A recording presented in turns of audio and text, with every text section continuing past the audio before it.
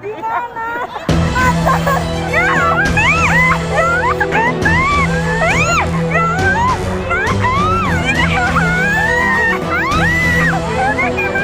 Bekasi banjir sepupu, karyawan pabrik baterai motore pada mati.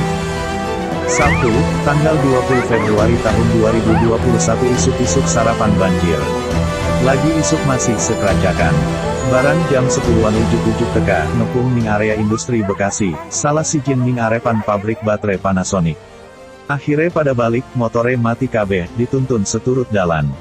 Ski banyu wis munjuk, jere ana informasi bahwa banyu kalen kiriman sing Bogor munjuk gede banget.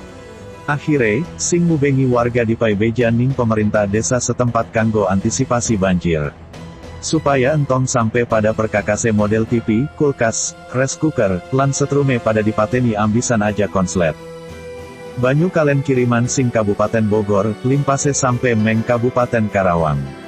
Dampake yaiku ning daerah aliran Sungai Cibit, sampai meng Rengas Dengklok, Batu Jaya lan Pakis Jaya. Wong Rengas Dengklok, Batu Jaya sampai Pakis Jaya nembe gako iki ke wis asat. Ski munjuk maning bae. Akhire, ya pada turun ning dalan coran. Pada gawe tenda karo gelaran, gembolan klambi, TV, rice cooker pada digawani. Eman kone pada mati mah laka sing nempuhi. Da pemerintah mah cuma ngupai sembako, karo dapur umum doang.